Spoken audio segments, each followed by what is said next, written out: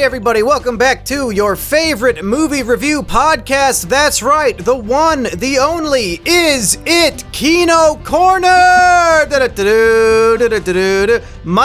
This is a much better movie review podcast than whatever the Kino Cast, whatever fucking bullshit, janky ass second-rate movie podcast bullshit you're doing on your fucking godforsaken channel. Hey, it's a good podcast. We talk about movies that nobody watches. Well, judging by my theater experience, that will be true again today because we're talking about the new M. Night Shyamalan movie, Shyamalama Ding Old. Dong. And my theater is pretty fucking empty, so this might as well be a KinoCast episode. Yeah. You know, the last movie that we reviewed on the KinoCast was with a great YouTuber named Ren's Reviews. Everyone should go check him out. But we talked about this horror movie called Censor, which was probably the most boring piece of shit horror movie I've seen in a while, and it was a Sundance movie. And I'll have you know, Jay Bauman said that he liked it, so who's the real cuck yeah, here? but what did Rich Evans say? I don't think he saw it. Yeah, see, that's the thing. Rich Evans didn't see it. So, just like, Rich Evans is the everyman. Jay Bauman is the pretentious Reddit nerd. And you're not wrong. Yeah, it's true. You know, like, if you watch Space Cop, you'll notice that Rich Evans is based and Jay Bauman is easily the worst part of the movie. Yeah, that's true. Yeah, and just like Censor, nobody really saw Old. They showed the weekend box office for all the new movies, and it was super underwhelming this week. With Old, it lost to Space Jam. Yeah, I think Space Jam is still number one. Oh my god! Yeah. Fucking Black Widow must be so embarrassed losing to fucking Space Jam in week 2. Yeah, well, if you saw the Black Widow stats, it did pretty okay. It got like 60 million on its first weekend, and then I think it was like a 75% drop on the second week. Yeah, it was pretty bad. Yeah, the word of mouth was not good at all. And then so Space Jam came in, and I saw it was a headline from, you know, one of these journalists. They always like to make these stupid puns where it was like, Space Jam steals the ball from Black Widow, and it really just makes me want to like put a certain firearm into my mouth whenever I read something like that. But yeah, I think Space Jam is still number one because Old only got in its opening day like $1.5 million worldwide. Oh my god. Yeah. Well, that's a pity because this movie has reinvigorated my love for film, like the entire genre of film. If I could just explain a little bit of my backstory here. The last time I was excited for a movie was Christopher Nolan's Tenet, and it came out like 1 year ago today, pretty much. And it was fucking shitty. I didn't even care for Dunkirk, and Tenet was even fucking worse. And ever since then, the pandemic had no good movies come out, and I've pretty much lost nothing. Like I've lost my interest in the art of film. I feel like every new thing I see is so bland I can't even form a real opinion about it. But then, in just the last week, I saw 2 movies, both of which featuring a naked brother from the Naked Brothers band. I saw the Nicolas Cage movie Pig, which is one of the best films I've seen in years. And then I saw this movie, Old, which on the other side of the spectrum, it was so bad that it also reawakened my love of film because I genuinely enjoyed the entire movie. I had to call my friends. I did get into a VC afterwards just to go over the scenes in Old where I was just audibly laughing in the theater. Everyone else was silent. I felt like a retard for being like the one guy laughing out loud during several scenes. You were laughing at the scene when the 6-year-old girl had sex and then gave birth to a baby? Yes. Is that? Yes. That was... Okay. See, I had a different reaction to that. It was more of... I guess if it was supposed to be a horror movie, I truly was horrified, so they accomplished their goal. I was laughing, but it's not like, oh, I find this hilarious. It's like, what the fuck am I watching? And the way that it's being portrayed is so outlandish and it's so stupid. I it's like a nervous laughter. I mean, honestly, I felt like Logan Paul in the Suicide Forest. You know, I think that's a good analogy for watching and laughing at old in the cinema. You just had dollar signs for eyes, like, oh man, this is gonna get 1 million views. Yeah, exactly. This M. Night Shyamalan podcast review is gonna get 1 million views, so I might as well laugh. Don't even say that as a joke, because whenever I make a joke like that, there's always some fucking commenter, oh, well, actually, this only has 1,200 views. You really thought this would take off. Like, okay, yeah, you caught me. My tiny channel really didn't get 1 million views on my podcast. You fucking caught me. Yeah, I was talking about that tonight with about how people just do not get jokes or don't get any of that, like, any kind of humor or irony whatsoever. Because this morning I posted a photo mocking Kevin Smith. I actually just looked up one of his, like, you know, I looked up Kevin Smith crying on, like, Google Images, and then I tried to replicate it. I put it into Photoshop, made my eyes red, and then, like, put it on a Twitter and said, just watched He-Man and Masters of the Universe. It blew up, and almost everyone is taking me seriously. Now, when you say blew up on Twitter, I mean, what like, does what does that mean for your account? What does blow up mean? Wang retweeted it. And that is blowing up pretty much. Yeah. So Wang retweeted it. And then I got a whole bunch of people in the replies. And I had one guy tonight, actually, it was hilarious, go like, well, I'm 46 years old, and this show was made for me. It was made for men like me who grew up in these. It goes on this whole paragraph. But everyone took me seriously. I think only a few people out of the, like, I don't know, 1.3 thousand likes or whatever, only a couple people actually understood the joke. A lot of people thought I was on their side of the He-Man stuff or the other side, and honestly, I don't care about He-Man. I don't know anything about it. I just know Kevin Smith was involved, so I just... And I said, hey, yeah, that's the only thing I knew. That's my only interaction with He-Man is that, like, music video from back in the 2000s.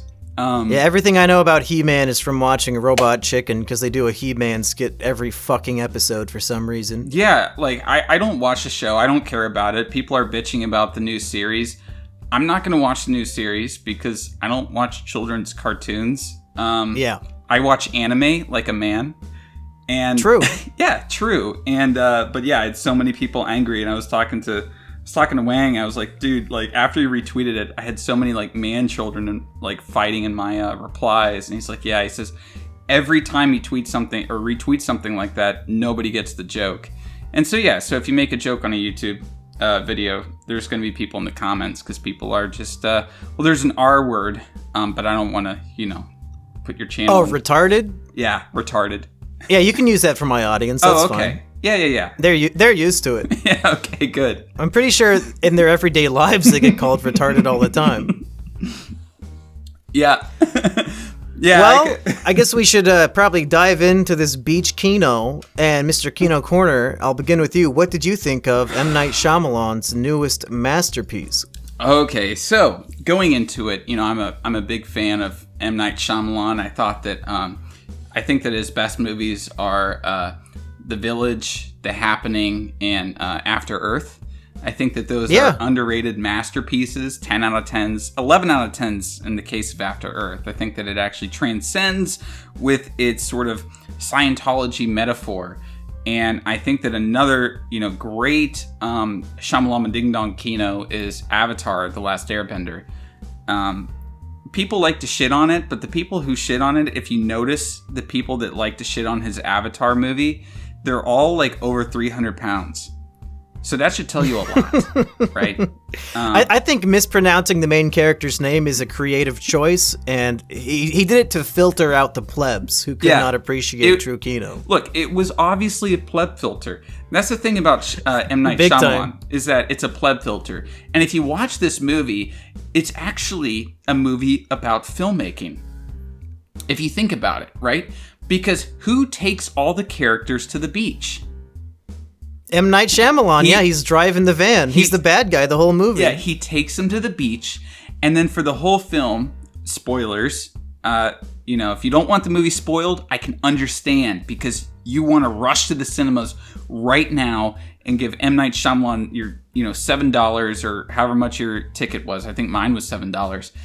If the movie made $1 million on opening night, I figure everybody who wanted to see it already did. I don't think anybody listening cares about spoilers. So anyways, he's the one filming all the characters throughout the entire movie. If you think about this, this is a really sort of meta story where the director is filming his own actors within his own film. So it's a take on, I think the movie is speaking about a lot of important issues. For one, it's about making movies. It's about showing lives on film and how you can It's about mental illness. It's about mental illness. Racism And ethics in games journalism. I mean ethics in science, ethics in rap music, and rap careers and rap names like Mid-Sized Sedan. Yeah. Because if I was to be a rapper, I would definitely name myself Mid-Sized Sedan. I assumed that was his birth name. Yeah, no, he actually said his real name was Brendan.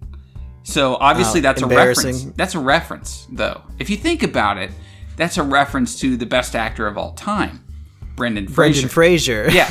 Yep. Well, I guess for people who have no idea what the movie is, it's a film about there's a magical beach, and these people go to the beach, and every half an hour they age by 1 year, and they also cannot leave the beach because I guess their bodies are now acclimated to the new time variant, and now they can't leave or else they pass out.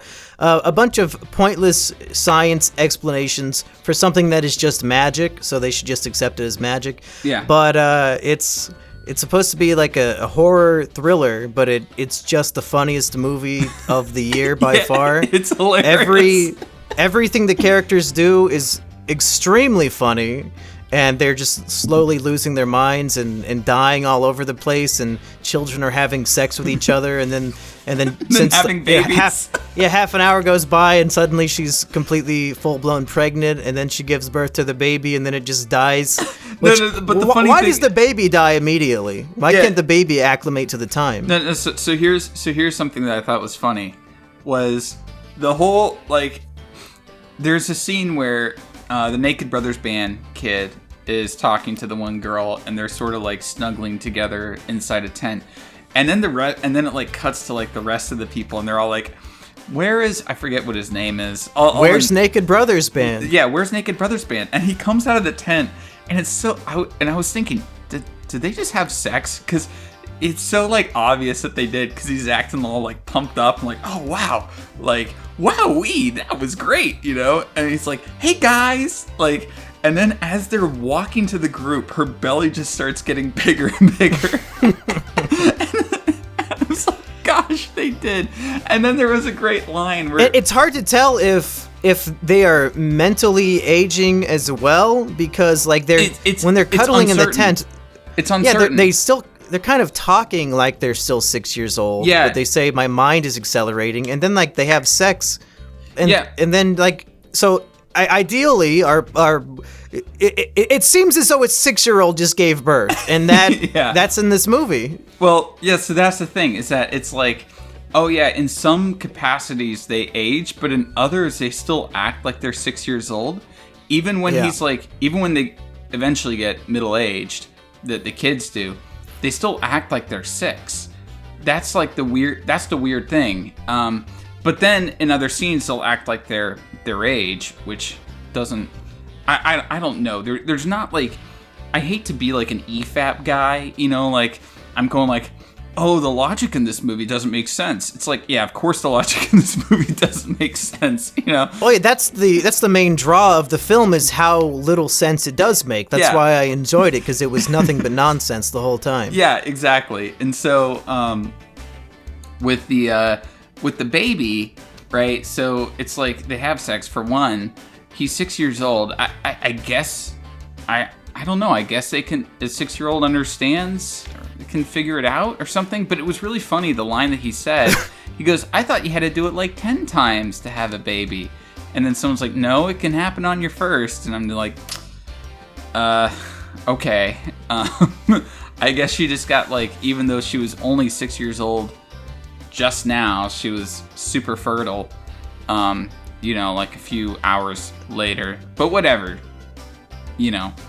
let's just look past it. She had a baby, and then the baby immediately died because I guess she wasn't breastfeeding like 1 second after the baby was born because the baby was aging super fast. And they're like, oh, I guess babies can't age. It doesn't affect babies that much. In reality, what I think it is that on a movie set, when you have a baby, you can only have them on for a couple hours at a time. And I don't think they ever had a baby at all. I think we never see the baby, do we? I don't think you. It's just a bundle of blankets. I don't think you ever even see a face. Yeah, I don't think so either. The movie was as lazy as possible. I don't think so. Yeah, I don't think that you ever see the baby. I could be wrong, but I think it was really just a way of kind of getting rid of that, like having that as a plot point. But why is that even in it? I don't know.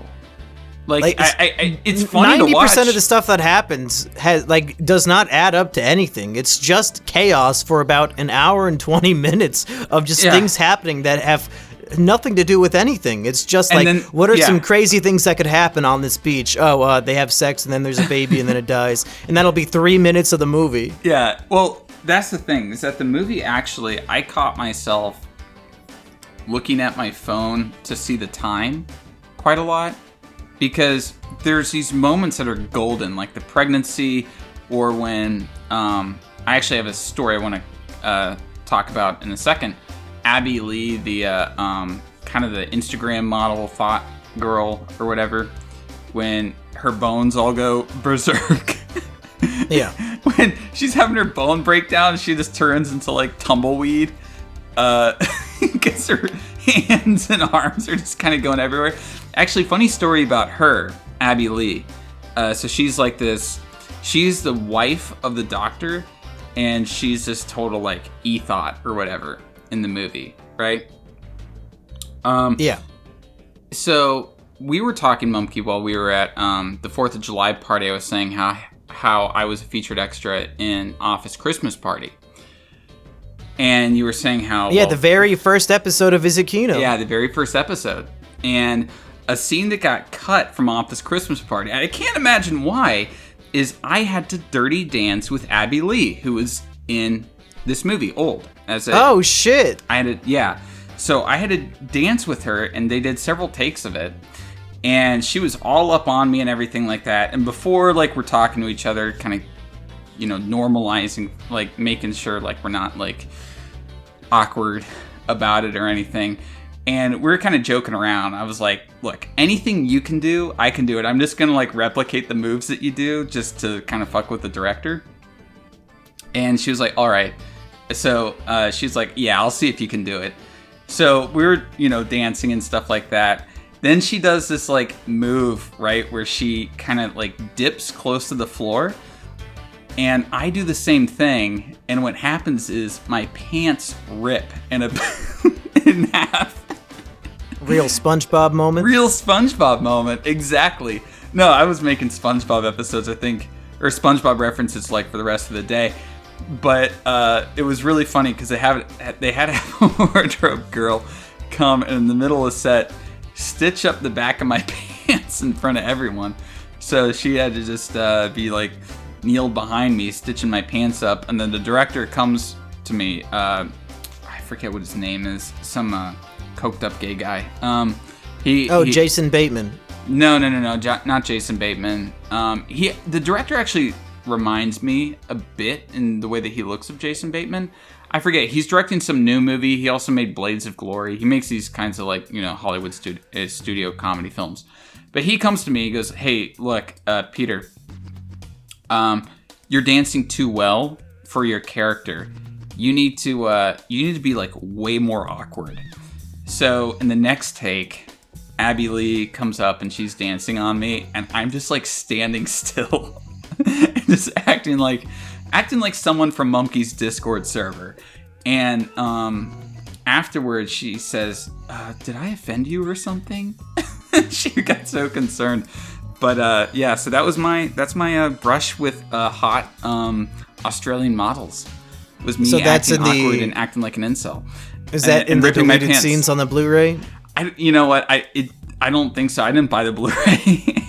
I didn't like the movie that much, if I'm going to be honest. Yeah, not very good. Not a very good movie, but it paid me pretty well, so I'll take that. I took the money, and I think that you can respect me taking money from people for literally doing nothing. So do you think that she gave a better performance in this movie? I think her best performance still is Mad Max. The weird thing about this movie is that they had her doing an American accent, and it sounded kind of forced. It didn't sound like... I mean, none of the dialogue in the film sounded good at all. Really, she was probably one of the better ones, to be honest. Yeah, the dialogue sounded awful.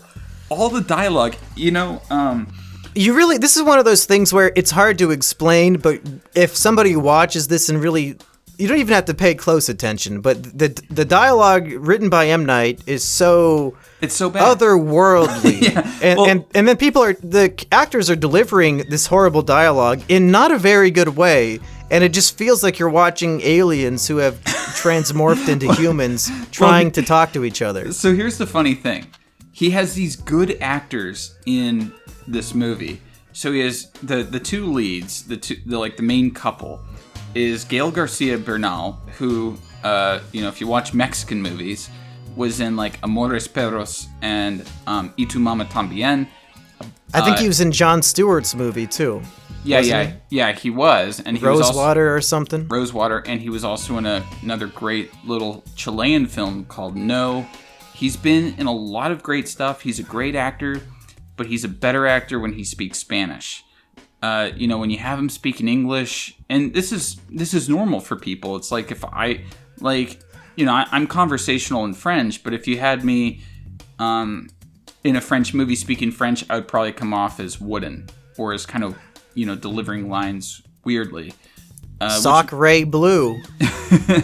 It makes sense though, right? Like, so he's delivering lines in English, even though he's a good Spanish actor, but it doesn't come across as natural. And then his wife is played by Vicky, and I think how you say the last name is either Creeps or Cripes. I'm not quite sure, but she's like a German or Austrian actress. She was in Paul Thomas Anderson's movie Phantom Thread, and she was great in that. And she's good in these other kinds of movies, but her role in she really reminded me of Meryl Streep in Sophie's Choice, like in the way she looked and the way she spoke. I don't know. That's the vibe I was getting the whole time. Yeah, the thing is that you just have these two foreigners whose first language isn't English in an English language film, and then you have a British guy who Rufus Sewell, I think that's how you say it, Sewell. He was great in The Father, and it's like, man, you go from being in The Father to being in this. Okay. and then Abby Lee doing an American accent. It was just like, can you just have people, I don't know, who are native English speakers, so maybe it's more natural for them, or maybe they're speaking in their own language or something like that. I don't know. It's just, the casting was super weird to me, and it just speaking of their accents, you have the Spanish accent dad and the Austrian accent mom, but then their kids just have normal American accents, and it's like, who taught them how to speak? Yeah, exactly. Like, they don't. Wouldn't they sound like their parents a little bit? You would think so, and and the girl doesn't really look anything like either of them, and I guess Naked Brothers Band. What's his ethnicity? Like, he just kind of looks... I don't know. I guess they just... it was also the case in Hereditary, where I'm like, he doesn't really look like the parents, does he? That was the other one. Yeah. Oh, that was the other one. But, I mean, they look similar, right? Like, they're the same. Yeah, one of them, the one who's in bad movies, has a big mole on his face, and then the other one's in good movies. Oh, okay. So, Alex and Nat. I think Yeah, Alex is the good one. He was in Pig. Okay. All right. I think Nat was in Death Note. Yeah, Nat was in Death Note. Yeah, he really knows how to pick them. One is I'm trying to think. One is like, you know what? I think that the Naked Brothers band, they are, if you combine Alex and Nat together, you'll get Nicolas Cage. Because it's like one is always in bad movies and one is always in great movies, and Nicolas Cage just kind of walks the line. Yeah. You know? Well, Nicolas Cage will do anything because he needs the money. Yeah, because he keeps spending it. He spent like $10,000 on like a Tyrannosaurus Rex head, or maybe it was more than that. Or that's pretty cheap. Yeah, I think it was more than that, but he just like buys tons of stuff and then needs more money. So he's in all these shitty movies like Rage and was he in The Prince? I know that was John Cusack. They shoot like, so I live in like Northwest Florida, and in Mobile, Alabama, they shoot all those like shitty Nicolas Cage movies. USS Indianapolis, Men of Courage, Rage, so many of them. That's how I know about them. So, as with any M. Night Shyamalan movie, there's always going to be your big twist that you're waiting the whole movie to see what it's going to be. And this one I actually found to be quite kino, because there were hints left, these little breadcrumbs throughout the whole movie. And I feel like I picked up on most of them, but it didn't really... When the reveal hit, it hit me pretty hard. A lot of people I've read thought it was the dumbest shit they've ever seen. I thought this one, as bad as the movie might be, might have actually been a tiny bit clever. What did you think? So, you know, this actually goes into my whole thought about Old as a whole, right? And that it's a great concept. There's, when I'm thinking about the concept of it and thinking about the twist and how the twist works, I'm thinking of the film like, man, this could have been so much of a better film. And the twist is, if people people don't know, is that essentially the characters in the film are guinea pigs for these like medical researchers. There's a place, this beach, people age quickly. So everyone that goes to the beach, each of the adults had like a medical condition, and like we find this out as the plot goes along, but I never really put the pieces together in my head that they all have something. Like one of them has a tumor, one of them is going to is schizophrenic or something like that. Yeah, or has is that what the British guy had? Yeah, he had some sort of like it was a mental illness. It's unclear whether it's like schizophrenia or it's like early onset dementia. It could be either of those. And the idea is that before they go to the beach, M. Night Shyamalan and his friends, they make some special medical cocktail and they serve it to them, and then they take them to the beach, and then they're able to observe an entire lifetime of treatment over the course of one day to see if the cocktail that they gave them will actually heal their attributes. And I thought that was a pretty cool idea. That's an interesting idea. I just think that it should have been explored a lot more, because they have all of that. Well, it was the lay epic twist at the end. You can't explore it too much. You got to hit the audience really hard at the end. See, that's the problem, is that they reserved probably one of the most interesting parts of the movie until the end, where it's like, you got 5 minutes of the movie left. Yeah, it is just this twist, and I think that so here's my thinking, right? If I'm like going to go back and maybe try to make this movie better, I think it would have been better if we knew about this much earlier on, and one of the characters who's observing has a sort of ethical, moral issue with what they're doing, and it explores the ethics behind human testing, like this kind of eugenics, or it's not eugenics, but human experimentation, because it's obviously not a very ethical way to treat or to find cures to things. Well, I don't know, Kino.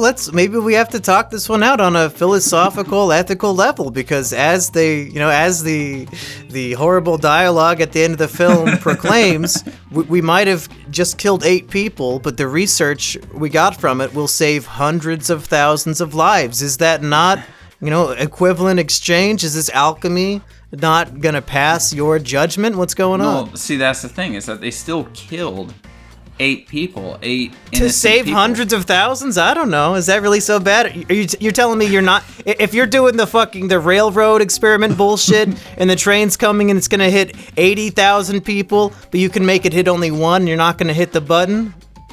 No. That's not what I'm saying. The trolley car. This is a similar trolley car problem. This is a similar logic to Dr. Mengele.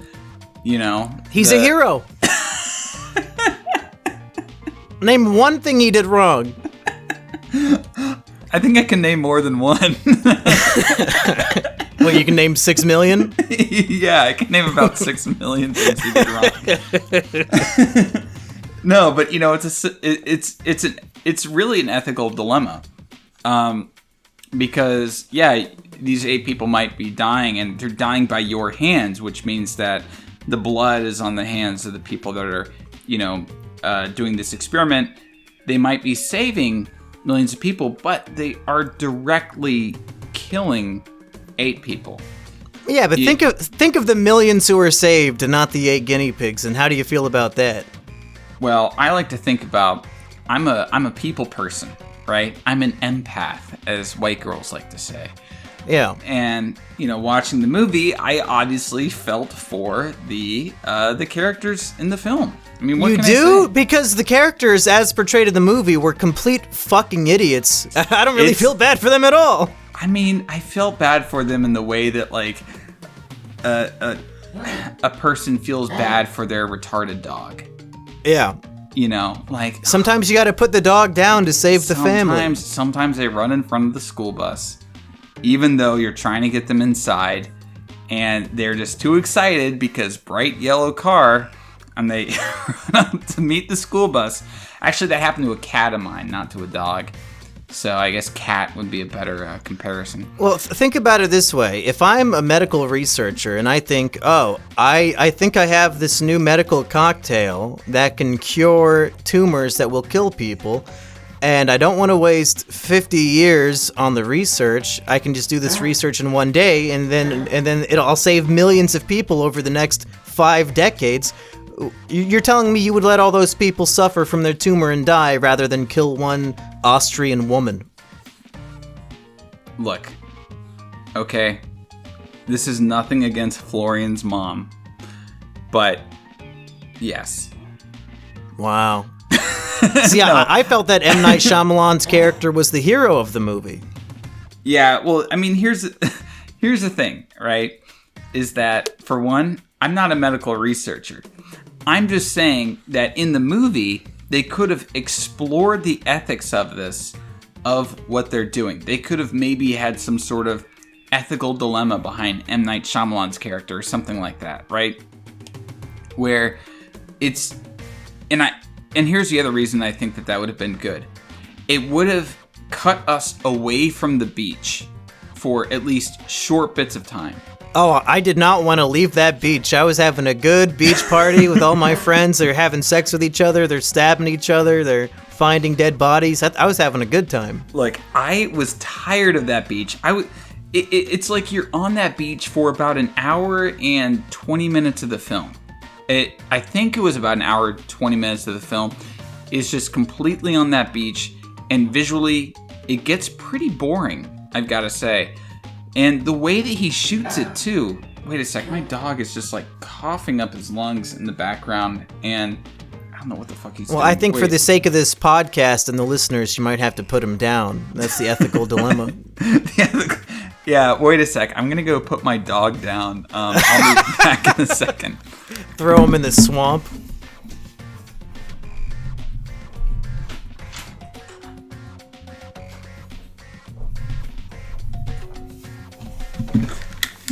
He was literally coughing up his lungs. I'm pretty sure just because he wanted to come in the room. Oh, that's his way of getting your attention without trying to seem rude. Yeah, exactly. Just going like, Yeah. can you? Awkward fake cough. Yeah, exactly. Yeah. I know, he's still doing this. Is he suffocating? Do you need to help him out? He's like 20 years old, and he smoked for 18 of those years. Yeah, he was a stray. Yeah. He's a little dog, so they live like basically forever. Too long. Yeah, too long. And I don't know what he's doing. You might hear him coughing in the background for the rest, but that's what old people do, right? They cough. Speaking about old people, let's get back to the movie. So they're on the beach, and they're on it for an hour and 20 minutes of the film. I could be wrong, but I think it was about an hour 20 minutes. I think the movie is like an hour and 50 minutes long. So yeah, so it would make sense. It's about 80 minutes they're on the beach, and it just got monotonous, and I felt like it would have been paced better if we saw other things happening at the same time and we weren't just on the beach with them the entire time. But doesn't that take away the intrigue of the film if they do cut away early? Because then the mystery of what's going on is kind of taken away from the audience. But the thing is that the mystery has already been solved. You already know that they're aging, that whatever is happening. Yeah, but there's the mysterious, lights up on the mountain of somebody recording them, and we don't know why.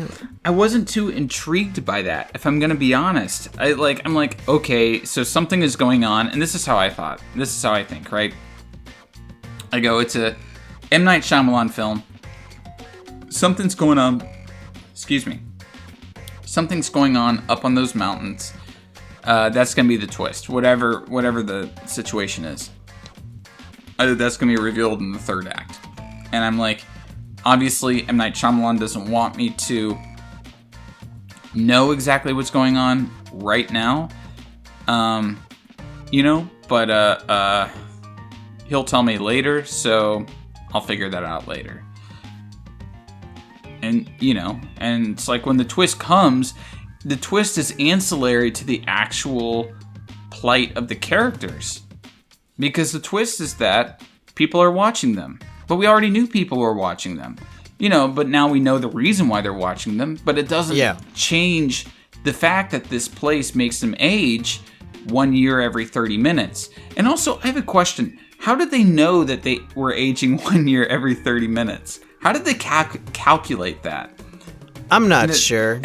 Yeah, is this kind of a number this is like thrown out there and made to be gospel, and it's like, all right, well, how did they actually know that? It's like, yeah, I guess it was a guess or something like that. But I think there's a weird scene. I think they had trouble casting the children because they get the girl from Jojo Rabbit to play the daughter when she grows up a little bit. And this girl the actress is 20 years old, and she has ginormous tits, like fucking huge.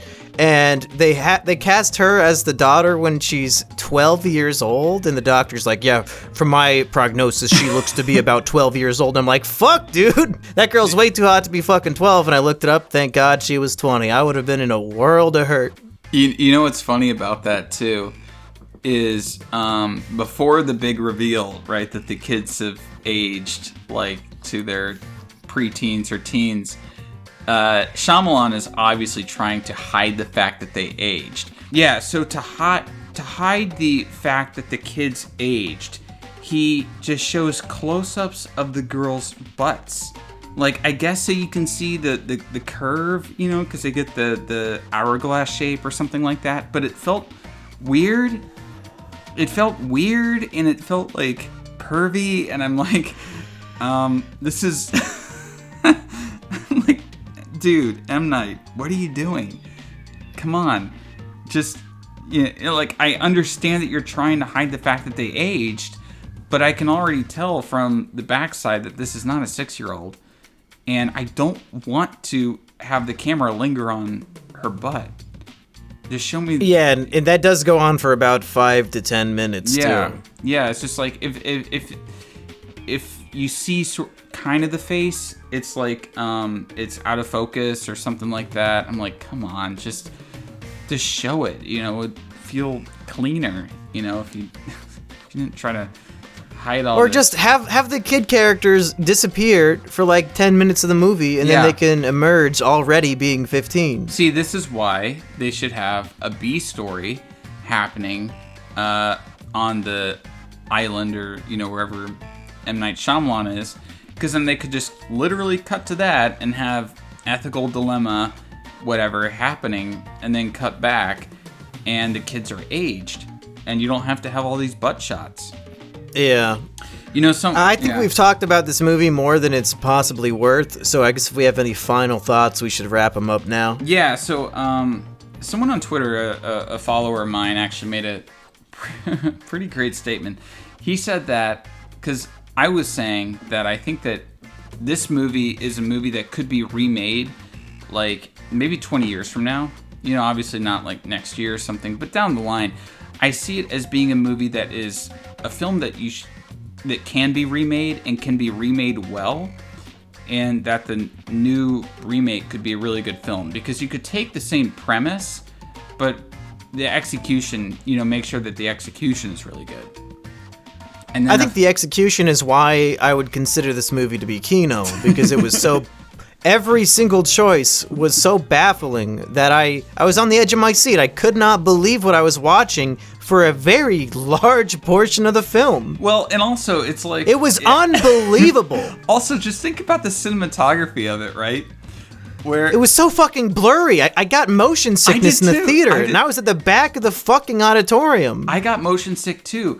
He does this thing where he like the kids are playing on the beach, and he's running with them, and then doing like these digital zoom-ins on their faces and stuff. Zoom in, yeah, zoom it was out. sickening. It honestly almost made me hurl. And then and then the scene where the Asian guy goes into the canyon, and then to show how he passes out, it does this like quick zoom in on him, and then quick zoom out, and quick zoom in, and he like falls down. And I think I just laughed out loud. I was like, "What the hell am I watching?" And then like there's another shot where it's spinning in a circle to show all the characters, and it keeps spinning, and it's completely fucking blurry. Yeah. The entire time. Well, that's the thing, right? When you spin, not to go into too much like camera detail, right? But when you, it's obviously shot on a digital camera. When you spin like that, the way that it, you know, the sensor picks up the data, it can't exactly make everything focused and clear. So everything is going to be blurry. And yeah, that was the scene where they took out her tumor, or, you know, and it's just spinning in a circle for like 2 minutes. And maybe it was shorter than that, but it felt like 2 minutes. I think I might have a phobia to incisions, because that whole scene where they're trying to cut out the tumor, but the since they're aging so fast, the skin just merges back together too quick, and they're like, okay, shove your fingers into the wound and hold her open. I was fucking gagging in the theater. It was so disgusting. Although that was a very unrealistic incision, I just want to say. So I've never been cut down my stomach like that, so I wouldn't know what it looks like. Yeah, I know what it looks like, because growing up, my dad is a surgeon, and he would watch surgery videos on the television in our living room, and I'd watch them with him. So I would see all the pure kino. Yeah, pure kino, yeah. So I know what incisions look like, and that was it didn't bleed near enough for the kind of like redneck surgery they were doing, and then the tumor they took out was like a volleyball. Yeah, it was as big as her head. Yeah. And they're like, she would have looked pregnant the entire film. I think that the idea was that all of a sudden the tumor was like a golf ball size, and it was just expanding rapidly. And it was yeah, that's probably it. It was expanding while they were doing the surgery, so by the time they took it out, it was like volleyball size or something like that. And I'm like, man, the blood loss you would get just from removing that tumor would be tremendous. And then she just like wakes up and she's like, I feel so much better now. And I'm like, okay. But the other thing about the cinematography is that there'd be this weird shot composition where you would have like the character's profile kind of half in on one side talking, and then like another person like a quarter in the frame on the other side talking to them. And it was trying to do this, I guess, documentary style, but the composition was just bad. Like, the framing of the shots was just bad. There were a few shots that I looked at, and I was like, okay, these shots are framed pretty well. And then a lot of the conversational shots were just framed just terribly. And I'm like, this is like a student film tier, composition. I think it was M. Night trying to be artsy or something. I'm not sure. I'm honestly not sure. But one of my Twitter followers, Dylan Smithy, said that the film would have been a lot better if it was directed by Gaspar Noé and was more like Climax. And I agree. Did you ever see Climax, Mumkey? No, I did not. Okay, you should watch it. It's very good. So that's your recommendation? People should go see Climax instead of seeing Old? Yeah. Go see Climax instead of seeing Old. I disagree. I think everybody should go see Old, even if you have to pirate it or torrent it or whatever the fuck. I'm going to put my foot down and say this one is kino. It's baffling kino. Something that I appreciate is when a film shows me something I've never seen before, and this movie certainly does, and it fits the definition of kino for me. So I would tell everybody at home, even though we kind of spoiled the whole thing, if you have not seen this one, get together with your family or a group of friends or something and, hash this one out. I think you'll really have a good time. Look, I would say that the movie is kino. However, it failed in one major department. And when I say major department, I cannot stress major enough. The scene where, near the beginning, where the girl strips naked and goes swimming, it didn't show anything. No boobs. How can I watch a horror movie if there are literally no boobs? Yeah, and also, it doesn't make any sense that the rapper character was there at the beach that morning. It doesn't make any sense. He did not age at all. He didn't. I don't think that character aged at all. I guess, no, he didn't. Maybe he would have been an old man by the time the other characters got there. Maybe M. Night, writing the script was just like, well, black don't crack. So that's actually, that's dialogue in the movie. I think one of the black characters said, for the first time, these white people wish they were black. Yeah, I think that is a line. Wasn't that in the movie? I think so, yeah. Yeah. Yeah. So M. Night was probably thinking that. It's like, yeah, of course he's going to still look like he's 25 because black don't crack, even though... Yeah, we don't have to get any makeup artists for the black actors. Yeah, and then before he could actually get old, they just had this, dementia British dude to stab him to death and get rid of him. Mid-size sedan. That's definitely a rapper name. Actually, speaking of the rap, M. Night has some sort of weird fascination with rap fascination with kids liking rap, because in this, the girl, when she's still a little girl, does a little bit, I guess, of what Mid-size Sedan's rap was. But do you remember the movie The Visit, where the kids are rapping? I did not see that one. Okay, so in the movie The Visit, the kids are, white kids are doing these raps. It's been a few years since I've seen it, but these really kind of cringy raps. And supposedly M. Night wrote those raps himself, and he talked about that on an interview about how... Well, he's a true auteur. Of course he wrote the raps himself. Yeah. If I was to have people rapping in my movie, I would have somebody with more rapping experience write the verses, like Eggy. Yeah, get Eggman to do the rap. Yeah, exactly. I wouldn't write it myself because I know I'm a dork, and I know if I write a rap, it's just gonna be the cringiest possible thing you could hear. Well, speaking of super cringy things, Kino, do you have anything you want to plug? Oh yeah. Yeah, a movie I made, I guess, 3 years ago, but finally released now due to whatever. So my movie Wasted Hours, I just honestly I put it out because I don't know. It's my thesis film, my film school film, I should say. And what is the thesis statement of this film? The thesis statement of this film is that being a teenager sucks, Okay. Yeah. And that you shouldn't be nostalgic for those years. Because it's a lot more sucky than you imagined. Or, that you sort of... It sounds like you're speaking from experience. Yeah.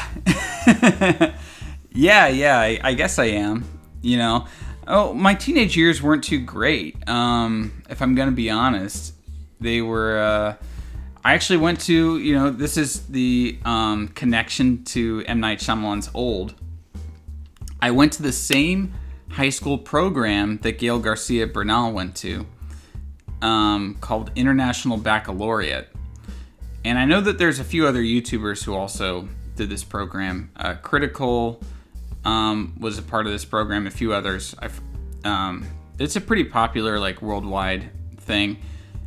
And it's essentially for nerdy kids where all we did was go to school and do homework.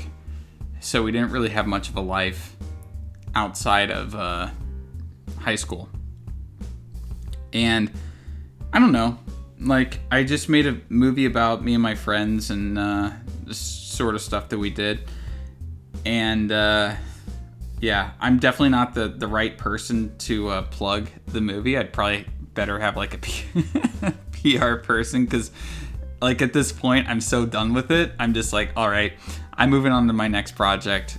And don't you have a video on your channel coming out about the movie soon? Yeah, I have a video on my channel coming out about how I made the movie, because I figured that so I made this film in lieu of going to film school, right? I essentially had two choices of going to film school or taking the money out of a really bad loan that I took out and making a movie instead. And I had a lot of friends in film school, and I was seeing my older friends coming out of film school, and all they had to show for themselves was some shitty short film. And I'm like, gosh, I can make a feature film, and they're spending $200,000 on film school, and I'm like, for less than half of that, I can make a feature film. And I'll probably get more on-set experience. I'll be able to learn a lot more, and I'll actually be able to say that I made a feature film. So, so I took, some student loans. Not a good idea. I'm not going to recommend it. Took some student loans and made a movie. And yeah. Essentially, it taught me everything that I know about filmmaking now, but I'll be coming out with a video because I figured that since I learned so much while shooting the movie, I might as well make a video about a lot of the lessons that I learned to try to impart that onto other filmmakers so that they don't make the same mistakes that I did. Although you can save all of us about $70,000. Yeah, don't make a movie in the first place. That's honestly my first bit of wisdom here is unless you really want to go into the hole and get in debt financially, you look at any of these big directors, right? Who started off on indie movies like Linklater, Kevin Smith, people like that. They were in debt for many, many, many years because of their first films.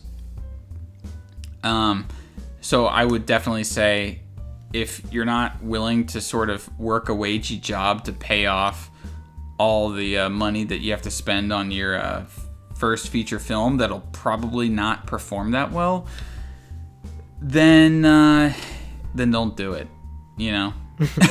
Yeah, then just don't make it. Do the Sigma grind set and make a movie on no budget. It's not that hard.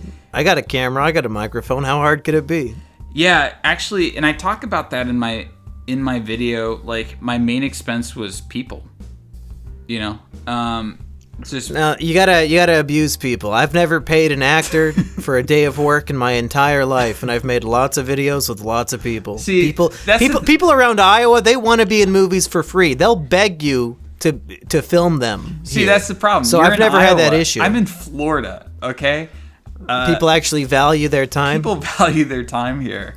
And I paid people, and I paid people pretty well. Fuck that, dude. Yeah. Well, I didn't pay them millions of dollars or anything, but I paid them a good amount to do what their job was. SAG. Fuck that, dude, ultra man. low. Fucking 5 hours of work. Let's just get your scenes done in bulk, and then now you're in a movie. Congrats, go home. I wouldn't pay them a goddamn thing. Only find actors who want to do it for free. That's what I fucking do. You think I pay Biggs? He just fucking does what I tell him to do. Well, that's the thing. On my YouTube videos, I don't pay anybody anything. Yeah, that's the way to do it. But when you're doing a movie, and like, so my movie took 3 weeks to shoot, and you're asking people to be there every day for 3 weeks, that's different because it's like... You're getting teenagers, dude. Fuck them. They got nothing else to do. Well, I mean, some of them had to come from out of state. Yeah. Yeah, and... Find locals who are bored on summer break. Look, it's a lot harder. It's a lot harder than you think. That was... I talk about that in my video. It's... I had some locals... Well, when's this video coming out so people can check it out? I got a link in the description, everybody. Go subscribe to the Kino Corner channel. I'm currently working on it. It's going to be a very long video, but I'm trying to get it out. So I guess this podcast will come out Sunday or Monday. I'm trying to get this video out before midday of this week. So all day Sunday I'm going to be shooting for it. And I've been shooting for it for the last couple months, kind of on and off. So it's gonna be. So I guess everybody look forward to that video. But we've gone way over time on this podcast. Yeah. So look forward to that video. You'll learn. Go check out the movie. You'll learn to not make a movie. Yeah. Yeah. Exactly. The takeaway is don't do it. Don't be a filmmaker. Find a job that's going to make you money and is going to be secure. Don't become me or Mumkey or any other YouTuber. Don't produce art just to watch the stuff we make and consume. Yeah, we can suffer, but you shouldn't. Yeah. And with that, we have another Kino in the books. We'll see you folks next time. Alrighty, see ya. Thanks for having me on.